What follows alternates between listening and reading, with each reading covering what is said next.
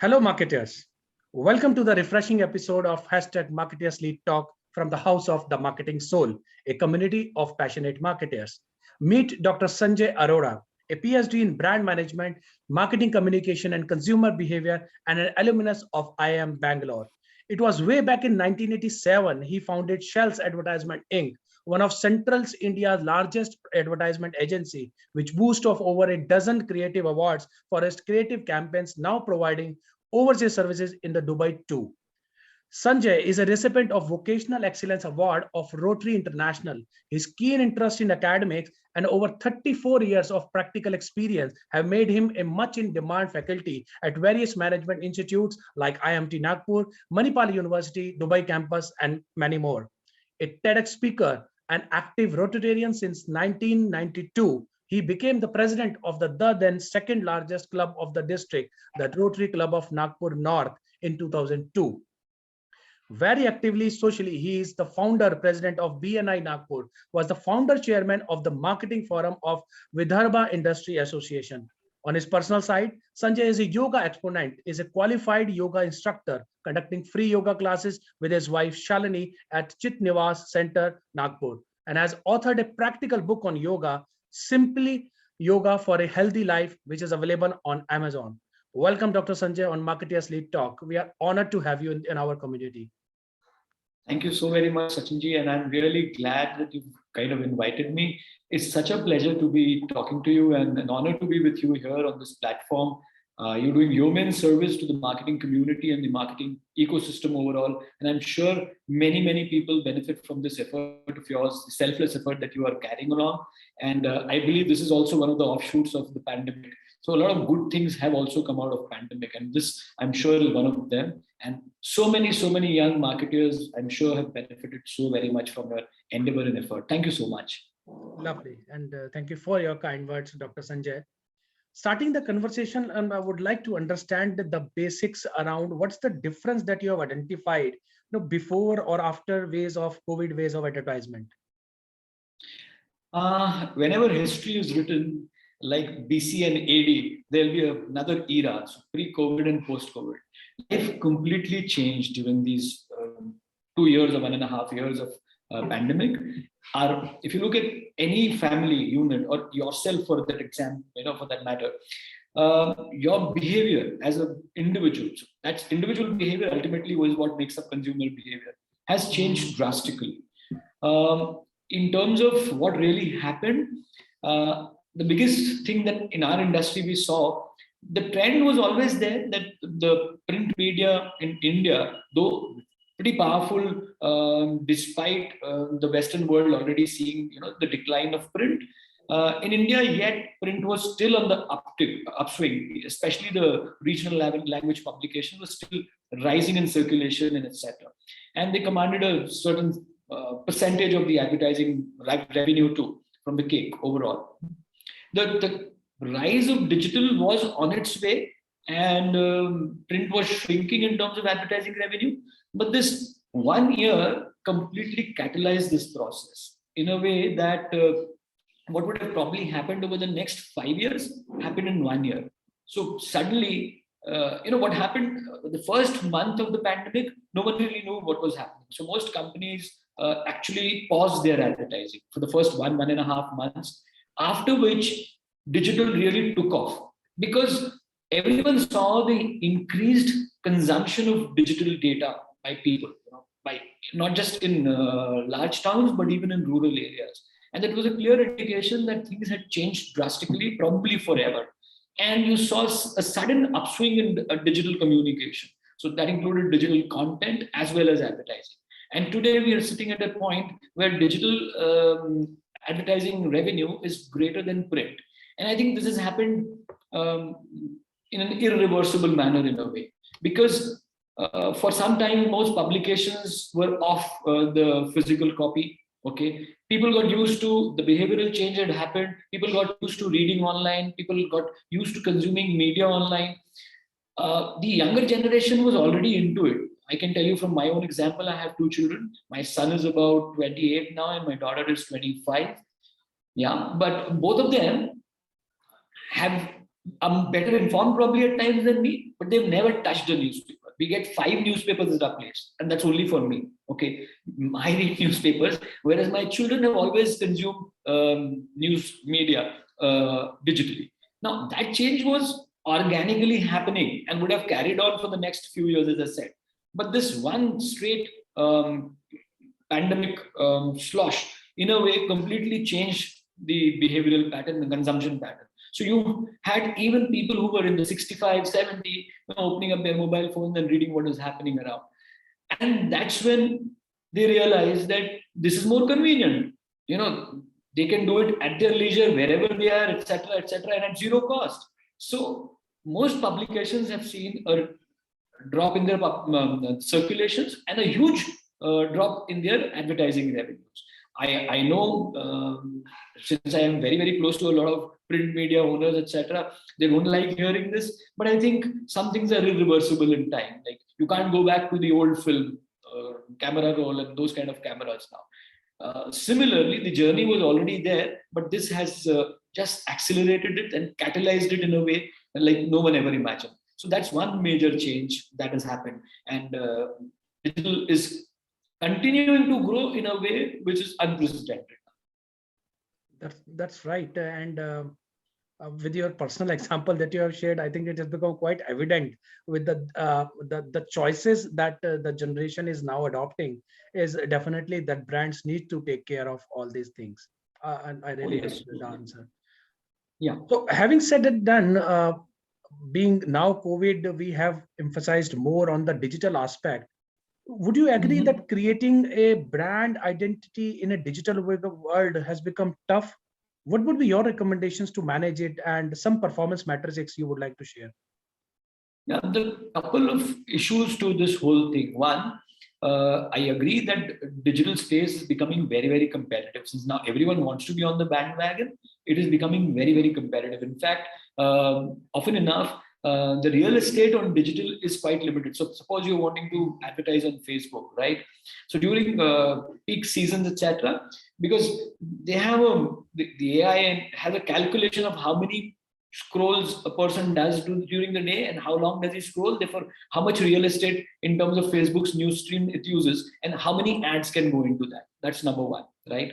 So given that is a limited real estate, okay, now the competition increasing there means the cost per impression is going up there. So yes, one is that. Two, every company being there, it is not okay. There were always those first movers which got an advantage because they realized the power of digital and went on to it earlier. But then now, with everyone being there, including smaller players, it is going to get more difficult to get visibility. So in our old traditional days, we used to say, you need about 3 to 4 impressions to create some kind of a cognitive presence, in terms of sheer awareness. In the digital world, the number is increasing. It started with something like 7 or 8 impressions, and today it is believed that it's past. So the marketers do this to kind of get greater budgets from companies. But yeah, anywhere between 15 to 20 exposures is what you need to kind of register cognitively in someone's mind your brand, right? Because digital is more fleeting, it is the impression impact is not as strong as it is when you're on print or television is slightly lower than print because of course again we used to call them as fleeting messages, etc. But yeah, so I was coming to the third factor, which is trust. The biggest challenge of digital is trust. Building trust in print was far easier because if you are in an editorial environment of say a Hindu or an Indian Express or the Times of India, just sheer fact that you're in that editorial environment offered you a level of trust. Okay, not to say that things didn't go wrong then, but yes, the ecosystem, the environment itself offered a certain level of trust. It decreased slightly, but yes, television also brought in trust. In fact, in some cases, the sheer fact that a brand was on a national channel meant that the brand was national and therefore got a level of trust, right? Which was true till about 10 years ago. With digital, since anyone with zero physical presence can go onto the internet and wherever else on the digital media he wants to be on, it is very difficult for a consumer to understand whether this is a trustworthy brand or not. So the challenge for companies, I'm not talking about traditional companies which have been around for a long time, okay, because their trust is not, they've just changed the media vehicle, maybe, added on to their armory, print hai, television hai, added on digital to them, and therefore you've seen a Bata, you've seen a Nike, you've seen an Adidas, Apple, etc. So their issue of a trust thing is not too great, all right. But a new brand which is pure digital, to build that trust will take time and money, therefore. So all of us will have to find ways and means. If we are new brands and going digital, we'll have to find our own ways and means to become more trustworthy digital. How to build that trust, because the anchor sheet of any brand is trust. That's why they come to you. That's why the consumer comes to you. The anchor sheet, the core foundational principle of brand is trust. If that is not there, everything else is hogwash, all right, superficial. So companies will have to find ways and means of building trust while being on that. For new brands is where I'm coming from. I absolutely agree on the trust part, because in digital, because the attention span already it's very low, and the new stats that you have shared of around 15 impressions now is required to register. I mean, this is something brand needs to really pull up their socks and do something great work to get recognized. Wonderful. Would you like to share some examples from your portfolio, some impact, what, why, and what is the registered? So yeah, I was telling you that there are very interesting things that happened during the pandemic. You remember the first lockdown, and after that, everything came to a standstill. Everything came to a standstill. No transport, no nothing. And of course, in the urban areas, we felt whatever we felt, no products being available or shops being closed, etc. Imagine what happened to the rural areas where you had the sowing season, where agricultural input products were required. So the farmers were badly hit. No one realized this, because ultimately they need all the products too, right? From seeds to pesticides to fertilizers to various kinds of things. Okay, so that's when the rural, slightly educated farmer also started going online, and they got onto various WhatsApp groups and panels, etc. And as soon as things started opening up, they realized that the future is this. At least in every little village, also the more educated one do this and kind of communicate this to the rest of them. And we had a company from Central India come to us who were into agricultural input products. Okay, so seeds, pesticides, all kinds of growth hormones and stuff. Every agricultural input, they're very large in this part of the country, supplying to about 4 or 5 states. And they came to us, and we never imagined, doing a e-com website for a rural farmer who would buy products of whatever he needs online, all right? And we are in the process of, in fact, developing this even now. And they have something like, you will not imagine, 6,000 SKUs. So that's a huge website that we are doing. 6,000 SKUs, some 2,000 products, and various multinational brands that they stock also, right? So there are large companies, multi-buyer and all, who are into agricultural inputs. And so when we were talking to them and we've been doing this process, so it was a new experience for us also to be able to think of a very small village in India in a different language, who would probably go onto this website, and the website is also being done in 7 or 6 different languages. So who would look at this Telugu website and go and buy whatever he needs from there, and that will be delivered to his local village there. So this is the revolution that I'm talking about, which the whole digital and all this is courtesy the pandemic. Had it not happened, okay, they would probably have never looked at these kind of alternatives, or maybe even if they had looked at it, that happened 10 years from now or 8 years from now. This happening now. So कहते हैं ना, हर बुरी चीज से कोई अच्छा निकलता है. So this is one of the examples. Okay, we all know what pandemic did to so many families, and okay, we are all with them. But these are some of the disruptive benefits of this process that we went through. This is absolutely, I think that the point that you touched about vernacular languages and the website that built up in a number of languages, This brings me another question around vernacular advertisement. So should this be the approach of creating brand presence for a country like India, or how one should go about it? In India, if you know, I was reading a article just yesterday. Today's Times of India has one piece. Sentiment. I forget the. It's written by Mars Chocolate CEO or MD. Okay, and op-ed, and he says that his learning from the pandemic has been in India has been that tier 2 and tier 3 towns today are more, if not equally important than tier 1 towns, because the consumption in tier 2 and tier 3 cities has really shot. And for products like chocolates, etc. Okay, we don't tend to sitting in our own ivory towers in big towns. We don't tend to imagine such things happening, but this is the reality on the ground.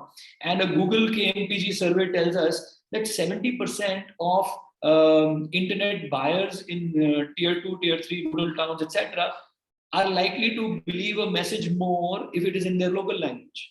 70%. And 80%, 88% are likely to buy it only if it is in their regional language. This is a KMPG Google survey. So this also tells you so much more. You know, हम लोग का होता ये है कि हम लोग चारों तरफ से अर्बन चीजों से घिरे हुए हैं. Day in and day out, we are moving in our own malls, etc. And how many of us have really traveled to small villages, stayed there, looked at how people are buying, etc., etc. For them, English is a foreign language, and even Hindi is a foreign language south of Maharashtra. All right, you have to converse with them in their own language, whether you're on the internet or in the print media. Or look at the channels that do well. Simple analogy है कि वहाँ पे आपका Hindi channel कोई भी नहीं देख रहा, ठीक है? वहाँ आपके Tamil, huge rich heritage of a language, Telugu, Kannada, Malayalam. Now these are the languages that all television channels doing well are these ones, all right, with marginal viewership or even English language. So suddenly, if you take another media vehicle, it's called the internet. Are you going to go to them in English? Who's going to listen to you? Who's going to read you? Who's going to understand you? Unless you are able to vernacularize your digital presence also, you have got no hope of communicating with them. You know, okay, you'll touch the tip of the iceberg, maybe, you know, the English-speaking guys, but beyond that, there's no penetration. So if you want penetrative marketing, there is no other option but looking at all languages, wherever you want to be. And by the way, there's another interesting bit of data here. There are 2 million more active internet users in rural India than there are in urban India. 2 million more than urban India. More. So, and we have only touched about, I think, 40 some percentage of internet penetration in India. And all the growth is now coming from and will come from rural areas. So there is no other option but vernacular. Lovely. I mean, the stats that you shared are mind-boggling, and this brings me in a simple question, and that would be the wrap-up of show, to understand what is the future of advertisement you think now after 5 years down the line. So, future of advertising, any prediction is, very, very risky. Very honestly, and most predictions don't come right. But one can immediately see is, of course, the emergence of metaverse and stuff. So you need to be prepared for more disruption. Disruption is going to be a way of life. It is not a phrase. Either you understand that what you're good at today is only for today. Tomorrow there is some other world emerging, and if you're not ready for that, and no one can tell you what kind of a world it's going to be, right? So that's why it's disruption. Otherwise, it'd be very predictive and incremental growth would always be there. So the idea that you need to be prepared for a time where suddenly, the only thing that can probably save you is agility, all right? Agility to be on a metaverse in whatever way. So there, the consumer will have real-time experience of whatever the product that you're offering. It's not just a banner that he sees on a Google, or maybe a video that he sees on Facebook or wherever you're posting it. But it is going to be as close to real-time experience as